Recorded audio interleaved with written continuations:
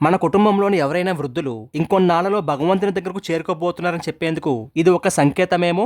ఒక తల్లి తన కొడుకుతో, మీ నాన్న చాదస్తాన్ని భరించలేకపోతున్నాన్రా, పైగా ప్రతిదానికి నష్టపెడుతున్నాడు అంటూ 68 ఏళ్ల తల్లి తన 46 ఏళ్ల కొడుక్కి 72 ఏళ్ల తండ్రి గురించి కంప్లైంట్ చేసింది. కొడుకు ఓపిగ్గా తన తల్లి చెబుతున్నదంతా వింటున్నాడు. చెప్పిందే 90 సార్లు చెబుతున్నాడ్రా మీ నాన్న, ఇప్పుడే చెప్పారు కదా అంటే ఇంకోసారి వినలేవా అంటూ చిరాకు పడతాడు. అడిగింది 60 సార్లు అడుగుతాడు. ఇందాకే ఇచ్చాను కదా అంటే ఇంకోసారి ఇవ్వలేవా అంటూ చిరాకు పడుతున్నాడు మీ నాన్న అని చెప్పగానే అప్పుడు ఆమె కొడుకు, అమ్మ, పెళ్లి చేసుకున్న కొత్తలో నాన్న మీద నీకేమైనా కంప్లైంట్స్ ఉండేవా? లేదురా, ఆయన బంగారు కొండ గతాన్ని తలుచుకుంటూ అందావిడ. పోనీ ఆయన 40వ ఏటలా నష్టపెట్టేవాడా? అబ్బే లేదురా. పోనీ 50వ ఏటలా నష్టపెట్టాడా?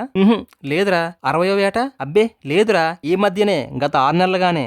అప్పుడు ఆమె కొడుకు, అమ్మ, నీకు పెళ్ళైన కొత్తలోనో షష్ఠపూర్తి టైంలోనో నాన్న చనిపోయి ఉంటే తట్టుకునేదానివి కాదమ్మా నువ్వు. ఇప్పుడు నాన్నగారిని దేవుడు తనతో తీసుకెళ్లే సమయం వచ్చింది. ఆయన వెళ్లిపోవడం మనకి బాధ కలిగించకూడదనే దేవుడు ఆ వయసులో నాన్న చేత నష్టపెట్టించి మనకి విసుగు వచ్చేలా చేసి మనకి నాన్న మీద ప్రేమ తగ్గేలా చేస్తున్నాడా భగవంతుడు. నాన్న వెళ్లిపోతున్నాడమ్మా. ఈ చివరి రోజుల్లోనే మనం నిజమైన ఓర్పుని, సహనాన్ని, ప్రేమని అందించి నాన్నకు తోడుగా ఉండాలి అని కొడుకు చెప్పగానే తల్లి కళ్ళ నిండా నీళ్లతో తండ్రి లాంటి తన కొడుకు వైపు చూసింది. కొడుకు చిన్న పిల్లాడిలా కనబడుతున్న తన తండ్రి వైపు చూశాడు. దయచేసి వృద్ధాప్యంలో ఉన్న మన తల్లిదండ్రులను నశపెడుతున్నారనే వంకతో అనాథ ఆశ్రమాల్లోనూ, ఓల్డేజ్ హోముల్లోనూ చేర్పించకండి. వాళ్ళని మనం కార్లలోనూ, విమానాల్లోనూ, ఆకాశ హర్మాల్లోనూ ఉంచాలని వాళ్ళు ఎప్పుడూ కోరుకోరు. వారి చివరి దశలో మనం వాళ్ళ కళ్ళ ముందు సంతోషంగా జీవిస్తూ ఆప్యాయంగా వారితో ఒక్క మాట మాట్లాడితే చాలని మాత్రమే కోరుకుంటారు.